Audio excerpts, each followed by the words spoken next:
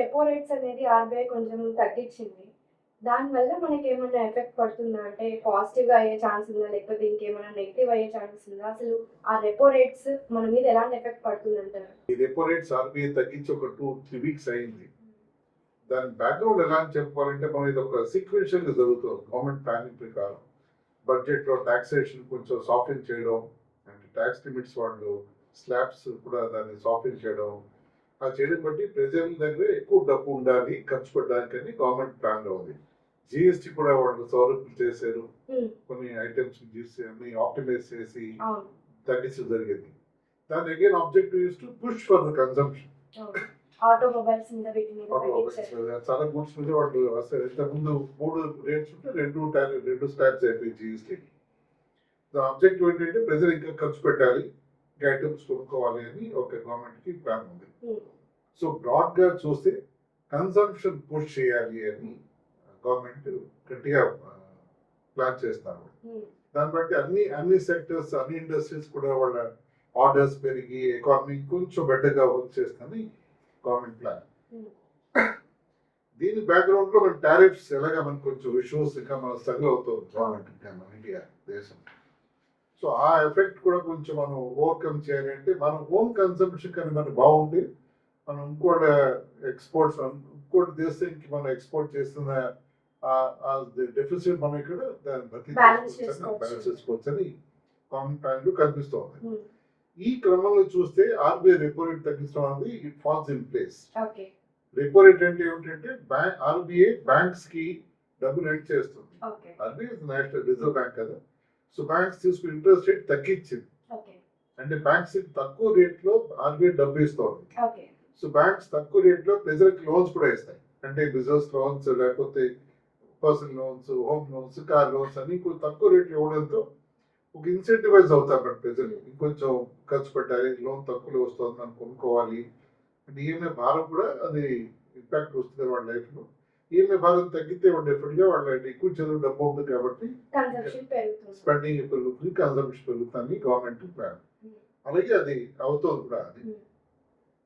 So ఇది చేయడం వల్ల చాలా గవర్నమెంట్కి బెనిఫిట్ అని చెప్పాలి. గవర్నమెంట్కి కాదు, ప్రజలకు కూడా బెనిఫిట్ యాక్చువల్గా. అంటే మనం ఇంకో దేశం డిపెండెన్స్ తగ్గించుకుని మనం మన ఎకానమీ నడిపించుకుంటామన్న గట్టి ధైర్యం గవర్నమెంట్కి వస్తుంది ఈ ప్లానింగ్ ప్రకారం చూస్తే. సో అంటే మనకి ఇది జరిగి కూడా ఒక ఆల్మోస్ట్ 2-3 వీక్స్ అవుతుంది కాబట్టి ఏమైనా చేంజెస్ కనిపించాయంటారా? అంటే కన్సంప్షన్ పెరగడం మనం వాళ్ళు అనుకున్నట్లుగానే, గవర్నమెంట్ అనుకున్నట్లుగానే కన్సంప్షన్ ఏమైనా పెరిగిందంటారా? డెఫినెట్ గా పెరుగుంటుంది. ఇంకా ఆ స్టాటిస్టిక్స్ రోజు రిలీజ్ చేయదు గవర్నమెంట్, కానీ అది కామన్ సెన్స్ గా చూస్తే డెఫినెట్ గా పెరుగుతుంది. చాలా మంది అంటే వాళ్ళు పోస్ట్పోన్ చేసి వాళ్ళు లోన్స్ తీసుకోవాలని, కానీ వాళ్ళు వెంటనే పెళ్ళేసి చేయడం, తీసుకోవడం అనుకోవడం అవి జరుగుతున్నాయి. ఇప్పుడు కార్ సేల్స్ కూడా పెరుగుతున్నాయి, ఇప్పుడు మనం చూస్తున్నాం మనం. అంతేకాదు మార్కెట్ కూడా కొన్ని కన్సంప్షన్ ఫండ్స్ చాలా రోల్ అవుట్ అవుతున్నాయి. కన్సంప్షన్ ఫండ్స్ అంటే ఇప్పుడు అంటే చాలా కంపెనీస్ కి కన్సంప్షన్ థీమ్ లో ఉన్న స్టాక్స్ మీద డిమాండ్ పెరగడం బట్టి అక్కడ మ్యూచువల్ ఫండ్స్ లాంచ్ అవుతున్నాయి. అండ్ ఓవరాల్ గా ఎకానమీ ఇంకొంచెం స్పీడ్ పట్టుకుని అనుకోవచ్చు మనం. సో రెపో రేట్స్ గురించి ఇంకొంచెం క్లియర్ గా చెప్పాలంటే, అంటే అందరికి అర్థమయ్యేలా చెప్పాలంటే రెపో రేట్ అంటే reserve bank of India normal nationalise banks కి డబ్బు లెండ్ చేస్తుంది. అంటే బ్యాంక్స్ కూడా డిపాజిట్స్ ద్వారా డబ్బు వాళ్ళు జనరేట్ చేస్తారు. బ్యాంక్స్ అంటే మా ప్రజలు డిపాజిట్ చేయడంతో బ్యాంకు డబ్బు చేసే వాళ్ళకి డబ్బు ఉంటుంది. ఆ డిపాజిట్స్ బట్టి వాళ్ళు లెండింగ్ చేస్తారు డిఫరెంట్ సెక్టర్స్ కి. ఇండస్ట్రీ అవ్వచ్చు, పర్సనల్ అవ్వచ్చు, స్మాల్ అవ్వచ్చు, అలా వాళ్ళు లెండ్ చేస్తారు. డిపాజిట్స్ మీద ఆధారపడకుండా వాళ్ళు ఆర్బీఐ కూడా వాళ్ళకి డబ్బు ఇస్తుంది banks at certain rate of interest. అంటే అవి డిపాజిట్ ఇస్తున్నాడు బేసిక్గా చెప్పాలి ఏంటి. ఆ rate of interest repo rate అంటారు. సో ఆ రెపో రేట్ ప్రతి మంత్, ప్రతి ఏడాది banks have to pay to RBI the interest for the money what they have taken from RBI. అది వేల కోట్లు, లక్షల కోట్లు ఉంటాయి ఉంటాయి. సో అది కొంచెం ఒక 25 బేసిస్ పాయింట్స్, 20.25% మన ఆర్బీఐ తగ్గించింది. సో దాంతో మీకు తక్కువ రేట్ ఆఫ్ ఇంట్రెస్ట్ తో అప్పు చేతికి వచ్చినప్పుడు ఇంకొంచెం మనం ఎక్కడ పోస్ట్పోన్ చేస్తాం మనం, ఇప్పుడు కాదు next week next month next year అన్ని మనం అనుకున్న ఎక్స్పెన్సెస్ ఇప్పుడే ఖర్చు పెట్టే అవకాశం ఉంటుంది. సో దేర్ఫోర్ బ్యాంక్స్ కూడా వాళ్ళు ఇచ్చే లెండింగ్ రేట్స్ ప్రజలకి వాళ్ళు కూడా తగ్గించారు. అంటే తగ్గించమని చెప్తుంది ఆర్బీఐ కూడా.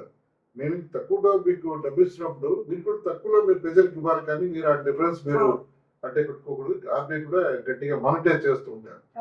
అంటే ఎంత తగ్గించి ఇప్పుడు పోయిన నెల మీ రేట్ ఆఫ్ ఇంట్రెస్ట్ ఎంత, ఇప్పుడు ఎంతో ఇస్తాను మీరు ప్రజలకి లోన్స్ అని వాళ్ళు మానిటర్ చేస్తూ ఉంటారు.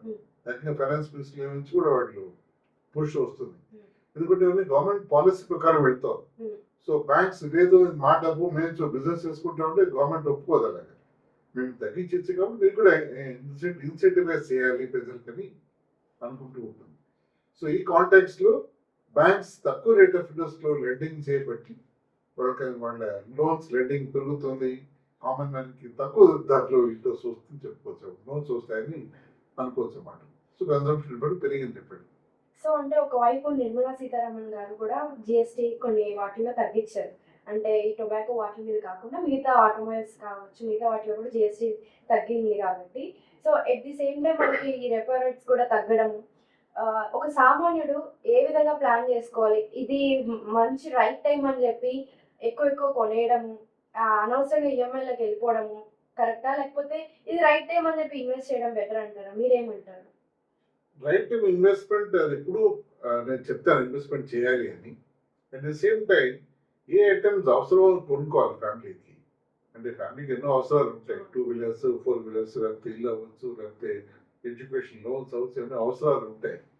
దాన్ని జాగ్రత్తగా బడ్జెట్ వేసి ప్లాన్ వేసి వాళ్ళు ఖర్చు పెట్టాలి. ఈ కాంటెక్స్ట్ లో ఇంట్రెస్ట్ రేట్ తగ్గినప్పుడు ఇంకొంచెం వాళ్ళకి బర్డెన్ తగ్గుతుంది, భారం. వాళ్ళు వేసుకున్న లిస్ట్ లో ఈ ఏడాది మనం ఇల్లు కొనుక్కోవాలి, 2 వీలర్ కొనుక్కోవాలి, లేకపోతే అబ్బాయికి ఏదో ఎడ్యుకేషన్ లోన్ తీసుకోవాలి అబ్బాయికి అమ్మాయికి అనుకున్నప్పుడు ఈ ఈ బకెట్ లిస్ట్ లో ఐటమ్స్ కి ఇంట్రెస్ట్ తగ్గడం బట్టి ఈఎంఐస్ కూడా తగ్గే అవకాశం ఉంది. కాబట్టి వాళ్ళు కొంచెం ఇన్సెంటివ్స్ అవుతారు. అంతేకాని ఇప్పుడు లోన్స్ తక్కువ వస్తాయి లోన్ తీసేసుకొని ఈఎంఐ భారం వేసేసుకొని మళ్ళీ ఇబ్బంది పడకుండా ఉండడం బెటర్. ఎప్పుడు ఒక బడ్జెట్ లో ఒక ప్లాన్ వేలో వెళ్తే always better for the family and also for the individual. Okay, sir. Thank you so much. Thank you.